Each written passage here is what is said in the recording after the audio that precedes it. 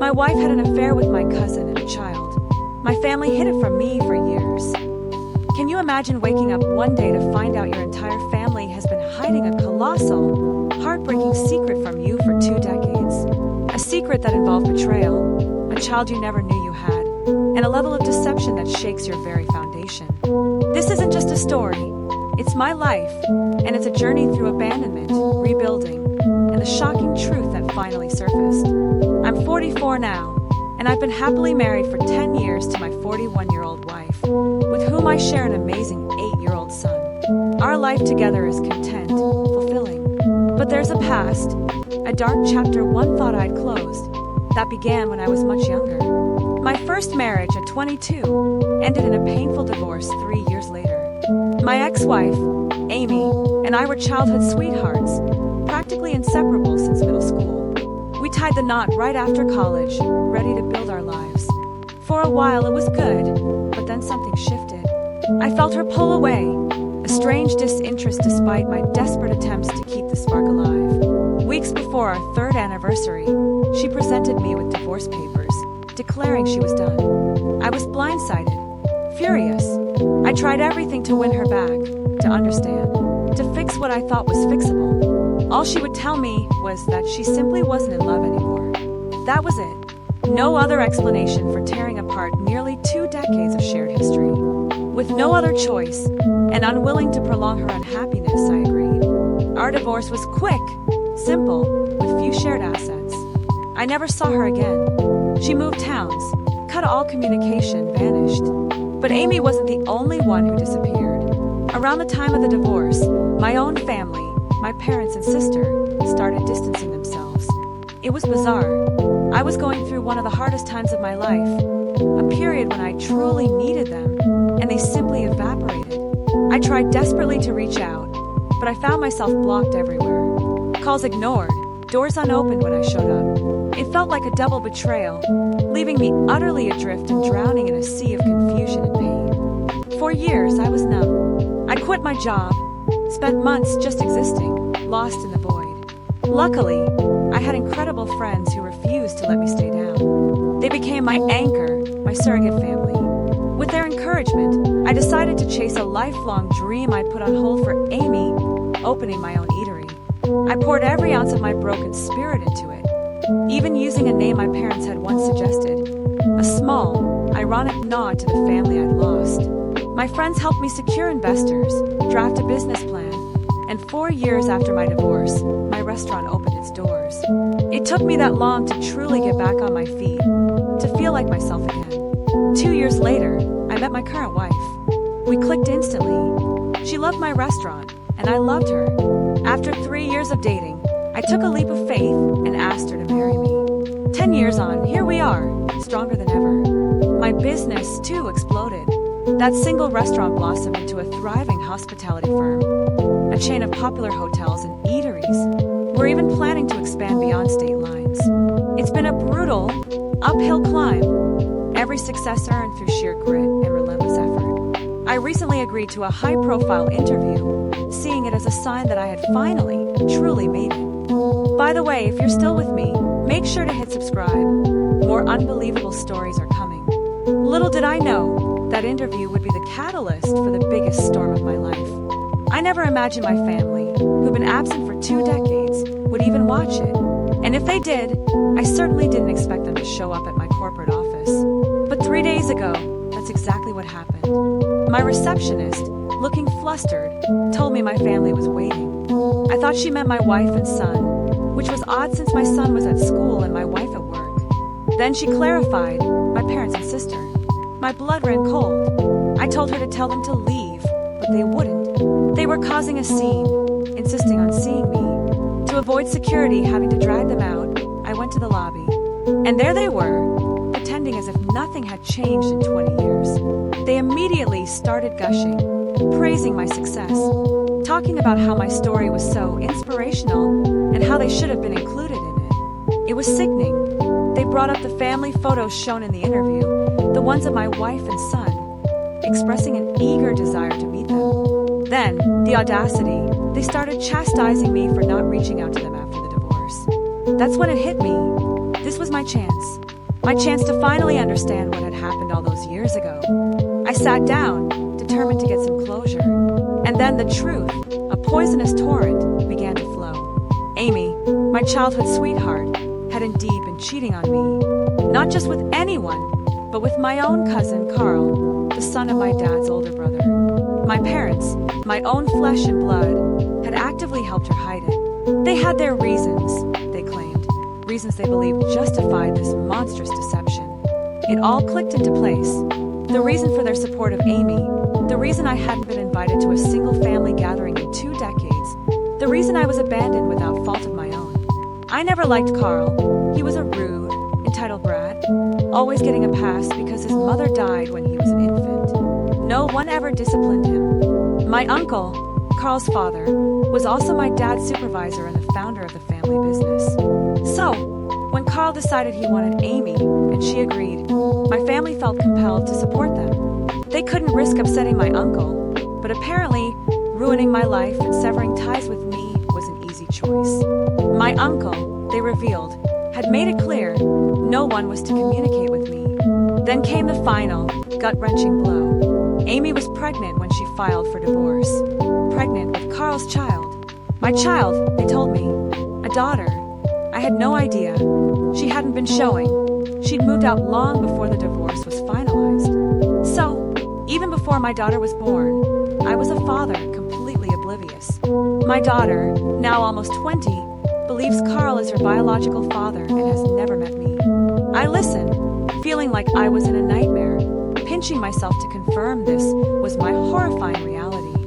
My family, my cowardly family, thought they had done me a favor by cutting me off, by allowing me to find job security while they fostered a relationship with my daughter. They could have told me the truth, let me deal with it like an adult. But they were scared of my dad's brother, scared of losing their place in the family business.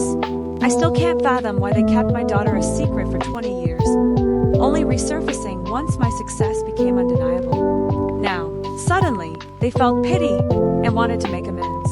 I saw right through it. The moment they finished their confession, I told them, as politely as I could in my corporate lobby, that they needed to leave. I wouldn't forgive them. Not now, not after this. But politeness was a luxury they wouldn't afford me. They started complaining, insisting I see their perspective, how challenging it had been for them. I called them out, told them they were only here for my success. My sister, with unbelievable gall, even claimed they were the reason for my success because they'd suggested a name for my restaurant. My friends helped me build everything, not them. The idea was so ridiculous, I actually laughed. I warned them, leave, or I'd have them ejected. They persisted, refusing to go until we resolved things. I wasn't interested in resolving anything. I kept my promise. Security escorted them out. They were livid, muttering about having no other option.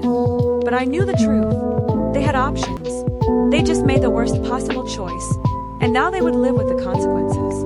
If they could survive 20 years without me, they could survive 20 more. In the days that followed, they were relentless. Emails to my work, texts on social media, even showing up outside my office building. Their apologies were profuse, their agitation palpable as they waited for me to stop for them. I ignored them all, driving past their desperate faces. It was almost sad how low they had sunk. I talked it over with my wife. My family was one thing, but there was a daughter I never knew existed. We debated, endlessly, whether to try and find her to connect.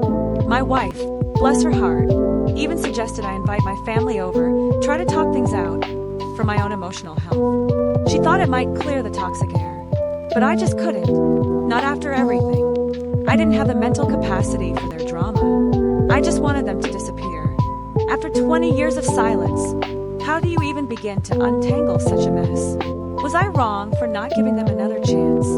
It's been over a week since that first confrontation, and my wife and I decided to stick to our guns and keep ignoring my relatives. Thankfully, they haven't been showing up at my office for the past few days. Maybe they're tired, or maybe security finally scared them off. Either way, their absence has been a relief. The guilt I felt about ignoring them has evaporated, replaced by a quiet resolve. No amount of apologies can erase their failure as a family. I'm not even bothering to block their endless stream of messages from different accounts and emails anymore. What's the point? I'll just keep ignoring them. We'll see how long they can keep it up. The bigger problem, of course, was my daughter. My parents, in their tearful confession, had let slip where she attended college, and I had her name. My assistant, with incredible discretion, had located her social media profiles. The question wasn't if I could find her, but if I should? And if so, how do I even begin to tell a 20-year-old woman that her entire life has been a lie, that her biological father isn't the man who raised her? I couldn't just barge into Amy's life, demanding custody. My daughter is an adult. And frankly, after everything, I want nothing to do with Amy or my cowardly family. But my daughter, she's different. She's still my biological child, no matter who raised her. I desperately needed guidance on how to navigate this impossible situation. After reading countless comments and advice on my last update, my wife and I made a crucial decision. We had to act. Waiting for the perfect moment to contact my daughter was pointless. We had to rip off the Band-Aid. Since she lived in a different state, flying out to surprise her felt inappropriate. So, we sent her a message on Instagram, a carefully worded, polite explanation of everything. Then we waited.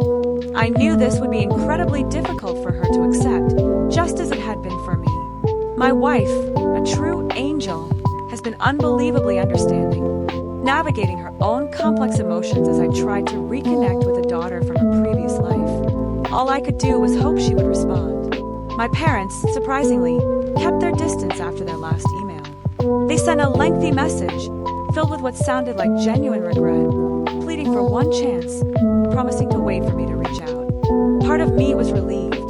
The last thing I needed was more drama from them. I just hoped they'd stick to their word. Right now, talking to them felt impossible. The betrayal, the hurt, it's still too raw, too deep. The only silver lining in this whole devastating mess was the knowledge of my daughter. I allowed myself to hope she might give our relationship a chance. I hadn't told my son about her yet. I didn't want to give him false hope, but if things worked out, he might gain a sister, and I, a daughter I never knew. My emotions were a chaotic storm. Then, 2 weeks ago, I messaged my daughter on social media, pouring my heart out, explaining everything. Today, after what felt like an eternity, I finally got a response. She was brief, saying she confronted her mother, and Amy had confirmed it. I am her biological father. The shock, the disbelief she expressed, was palpable even through text. She had no idea Carl wasn't her father. She wanted to meet me and my family. Since she couldn't afford the trip and wasn't speaking to her family, my wife, son, and I booked a flight for this weekend. She didn't go into detail, but apparently, Amy tried to deny it at first, but eventually had to tell the truth. I just prayed Amy wouldn't try to contact me.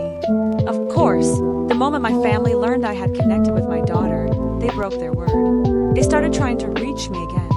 My uncle, predictably, was furious that I'd found out. He and my parents had worked for 20 years to ensure their lives weren't disturbed by the secret. I learned my uncle was blaming my parents, and my dad, even now, still fears his older brother. He pleaded with me to somehow convince Carl and my uncle that he wasn't involved in my discovery. But what was the point? They were the only ones who could have kept such a secret. No one would believe me anyway. Most of my family hasn't bothered with me in 2 decades, and now they were frantically trying to save their relationship with my uncle. I don't give a damn. They cost me 20 years with my daughter. This, I decided, was the least I could do. Today, finally, I met my daughter. My wife and son were there too. It started awkwardly, of course, but then it shifted. It became beautiful. Despite having been raised by 2 of the worst people I've ever encountered, she is a kind, decent, incredibly mature, and clever young woman. Whether it's her natural disposition or a testament to how she was raised, I don't know, but I was so proud. We talked for hours about Amy and Carl. She told me she didn't care about their disapproval of her meeting us. Now that she knows the truth, their opinions mean nothing. She doesn't plan to cut them out of her life entirely, as they have no other children, but she absolutely needs space from them to process everything. She also needs time to build a relationship with me, which I completely understand. She's in an incredibly strange and difficult place mentally. Seeing her connect with my wife and her half-brother, my son, was truly heartwarming. We had a wonderful day. Then, during supper, another bombshell. My parents, her biological grandparents, had maintained contact with her the entire time. She always thought it was odd how sentimental they were about her, given they were supposedly her grandfather's brother's family. Now it all made sense. Now both she and I see them in an entirely new, even darker light. I'm a lot older, so I can relate to her feelings, but I can't fully comprehend the depth of betrayal she must feel, having been deceived by those closest to her throughout her young life. We both have a lot of healing and work ahead, but for the first time in 20 years, I have hope. The meeting went well, and my new, real family feels satisfied. I'm happy, truly happy, regardless of what Carl, Amy, or my extended family have done. The important thing is we finally have an opportunity to set things right, and I'm going to take it. What would you have done in my situation? Have you ever had your family betray you in such a profound way? Tell me what you think in the comments below. I really want to know.